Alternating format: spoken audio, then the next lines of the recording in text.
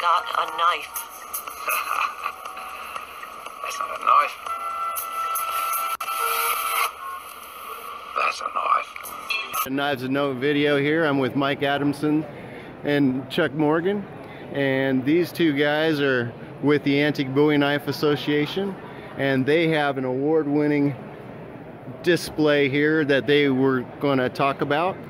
And how did you guys come up with this display? Well, both of us have been collecting Bowie knives, but we are not rich guys, so when we find one that's worth hundreds of dollars, we pick it up. But basically the Fred James knife is a Sheffield Bowie knife that was made 100 years after the Civil War. And there have been other people that copied him, like Fratelli Olivetti Cultureri produced copies of these copies. The problem is, this unscrupulous people, like the guy who wrote this book, Richard Washer, and other people will take such knives and fake them up with acid in order to try to sell them off as original Civil War Bowie knives, which is a factor of 10 in value. So you can turn a $400 or $500 knife into a $14,000 knife by convincing somebody it's 1850 instead of 1950. So when you look at something like this and you see it says Jonathan Crooks, Heart and Pistol, Ivory Handle, Half Horse, Half Alligator, then you move up here and you see a James and Lowe knife with the identical handle in wood. You can tell that this knife is obviously made by the same maker, that knife, covered by acid, as this one was, covered by acid. But it has a contemporary mark, so a lot of people were confused. The gentleman was selling knives to museums for $25,000 once in one incident, and the knife was only worth $300 or $400. This was in the 1950s? 50s yeah, and 60s. I heard about those. And this gentleman's reputation was ruined because of that. He was the best reproducer of authentic Bowie knives. And when he passed away, his wife Ivy continued to make knives out of leftover parts and pieces. One such knife that really stands out is this knife here, which has a medium-sized blade, a way oversized guard, an unbelievably small kitchen knife handle that one time, one whack, and this knife would just fracture. So it's one of the knives made up out of old parts and sold and faked with acid. Somebody thought it was a real 1850 knife. It's a 1950 knife. So we presented this display to show the difference between these class of knives made at the end of the Sheffield run and the ones that are worth a lot of money from the Civil War. And down below we have actual patterns from their shop. A gentleman who knew them traveled to England and was able to acquire their patterns made of wood, paper, brass, and this is how they copied the exact size of the Bowies you see in high-end auction books, antique Bowie knives. So as a service, we decided to put a collection of these together so that if you did have one of these in your collection, you'd know whether it was signing or not, that it was a 1950s Bowie, not an 1850s Bowie. That is absolutely fascinating. We tried to do a special mounting them in front of a mirror so that you could see the front and the back. Usually when you see a display of knives, you're only looking at the front. So we tried to come up with a way to show the entire knife. Oh, okay. Hi, everybody. Yeah. Please watch Knives and Note video. Some of the best knife videos on the internet. Oh, thanks, man. Absolutely. Yeah. You bet. You bet, me too. Yeah. Wow. Well, thanks a lot for showing us, guys. Absolutely. If you have one of these Bowies in your collection, check it out again over and over to make sure it doesn't look exactly like these. One thing you can tell is these are supposed to be hollow castings, and they are solid nickel silver. Also, the blade should be black steel, grayish dark steel, not chrome steel from 1950. That's the biggest giveaway. Other than that, always check with an expert on Bowie knives, such as this gentleman here with the video. So this one here is an original. That has the original markings. And the thing is, Fred James had the original marking stamps from when he finished working at IXL. Used those stamps sometimes in conjunction with his own. Here's the IXL Eagle and a James and Lowe Sheffield mark. Again, over here on this Bowie, an IXL Eagle and a James and Lowe mark. So he used conjunction with his own, he mixed them up a lot. Here's a US mark with an IXL Eagle. Again, they shouldn't be together. They're correct marks because they're used from the original etching dies and stamps. That's what will fool a lot of people, because they can have an original one, hold it up next to a fake one, and the letters, everything would be the same. It's just the rest of the mounts are what give it away. The thickness of the blades on these over here are ridiculous. There's no way you could carry a knife that's as thick as a train rail. You know, obviously incorrect. That's more the correct size. So if it's too good to be true, it could be. Yeah. Super thick. Yeah. Also, these guards are aluminum. That's obvious. Ah.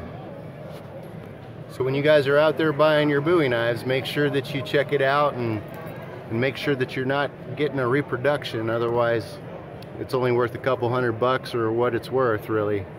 So make sure you guys really scrutinize your knives when you buy them. If you can't afford $20,000 and $30,000 and $40,000 knives, these are legitimate collectors in their own right. Hard to find. That's true. And so with real handle materials. And so if you ever get the feel of wanting to be a rich knife collector, you can start collecting Fred James knives and have a pretty good collection for not a lot of money. That's a good point. So the ball bounces both ways. That's true. I have seen some of these go for $1,500. Yes. So, and they've also been in famous auction catalogs disguised as antiques. So there was a famous auction catalog of a gentleman who was a pioneer in collecting. In that auction book, there were 3 of them, just like ones you see, covered with gold grease and then baked to fake them up. And they passed in the auction, or later were discovered, and the gentlemen were given their money back. So it's caused a huge problem with museum curators, auction houses, and dealers alike. Any high-end collector or advanced dealer collector would tell you that anybody that's been in it a long time that doesn't have a fake in their collection isn't a knowledgeable collector. This particular knife you're videoing fools one of the top Bowie collectors in the world until it was discovered that the guard was made by Fred James. Therefore, the whole knife was done in the 1950s. Huh. It's a copy of a San Francisco Michael Price ring dagger, but it doesn't have the ring holes in it. It's just kind of a thumb pad. But it does have a legitimate stamp, a legitimate etch, because they had the etching plates from the 1850s in their shop on Broom Spring Lane. Fred and Ivy James did. So it was easy for them to that looks legit make too. up. Yes, it was easy for them to make up. That is a carbon blade, one of the ones left over from the closure of both Rogers and IXL. That sheath is a copy too? Yes. Oh my gosh. Guys, be careful out there. No wonder these ones are going for thousands of dollars for the originals. And why people try so hard to replicate them. That is just crazy. I mean, had that been a 1850s legitimate ring style dagger, being one of the rarest, it could go for mid 5 figures. You know, from 20 to 50,000 for something like that. Instead of 2 to 500. Wow. Which, in workmanship, certainly worth more than that. If you went to a knife maker and asked him to make you this, you're going to spend $2,500. Yeah, you're going to $1,000 at least on the sheath. Yes. So, I mean, even the fakes are worth some money. Yes. Because of all the time spent. But when they're incorrectly marked and intended to deceive, their value is nullified. If they would just take the mark off or put a legitimate mark on. And that's what Fred James did in a lot of his knives. These 3 knives here are Fred James marked knives. But they had been faked up with acid anyway by unscrupulous dealers and sold as original Civil War pieces. Because these guys are the last ones to have the original parts. Fred and Ivy James. Fred and Ivy James. Right up there. So, there's your culprits, guys, from the 1950 reproductions. They're legitimate workmen from Sheffield. It was the Richard Washer, the Dickie Washer special gentleman, and other unscrupulous dealers that he had sold to he would only get anywhere from $85 to $150 a knife, never any more. Yeah. And dealers would put a zero on the end of that and cover it with acid and sell it to a museum in America. Didn't they call those the famous California knives or something from the 50s? You see right here, the California knife. Yep, the California knives. And then Richard Washer was also called the Dickie Washer Specials by one of the top knife writers in the world, coined the phrase Dickie Washer Special. He had once actually made a special knife for Richard Washer, Fred James did, and he had a special etch that said, never give a sucker an even break. And that was Richard Washer's personal knife from Fred James. So that was kind of an inside joke between them. But Fred was still innocent of making any money off of what the fakers did to the knives, covering them with acid, trying to sell them as original 1850 pieces. And so we decided to just put as many of these together, blew up every picture that we could find on the internet of one of them, so that you could see that if you did have one of these in your collection, or somebody was trying to sell you one at an exorbitant price, just figure it's one of the best reproductions you could get, but still not of the same value as a Civil War Bowie. Fred James will probably have his own subculture collectors in the future here, like with me, all these. like me right now. Me like right you. now. Yes, right now, me. Yeah. Who knows if we'll ever be able to bring this collection together again, because people don't usually make a career of collecting fakes. But the story had to be told, and was told very well by Knife World years ago. But without the pictures that I've amassed over the years, it's been kind of cool to show these finally all together, whether in picture form or in real form. And the blanks, of course, that's the telltale story. They have the exact same shape as an 1850 Bowie from the factory. That's what they were able to work from, was those patterns. So it'll match up to a real one. The mark could match up to a real one. But the big difference is the steel content. You often see these chrome shiny blades, and they'll try everything they can to try to cover them up with acid, but it still doesn't match the same look as your real 1850 black steel, gray steel, look to it. Very informative. When you are informed, your gut will tell you. Yep. And thanks to you and Knives of Note, people are getting informed, because there's no class to go to learn what you're teaching. So thank you for these videos. Oh, thanks, Mike. Appreciate that. And I am just flabbergasted by your display. It's awesome, and it helps. I honestly didn't know that it was all fakes and stuff. Well, they were reproductions. You were pointing them out. Fred James, he was being paid by IXL and Rogers to do his job, make Bowies out of what they had left over. And he continued after they had not fired him, but closed their doors.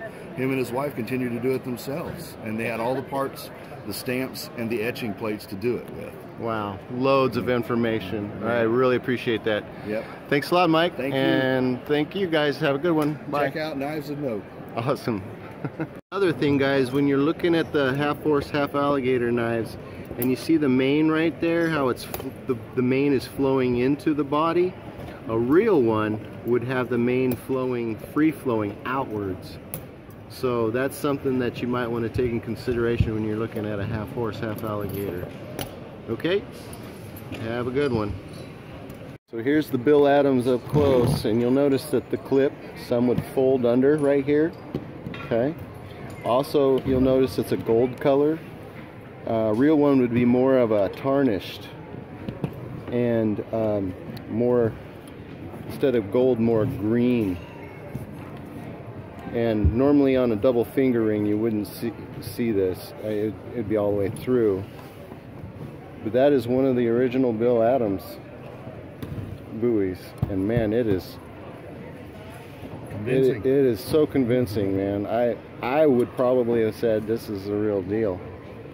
So be careful out there, guys. Have a good one.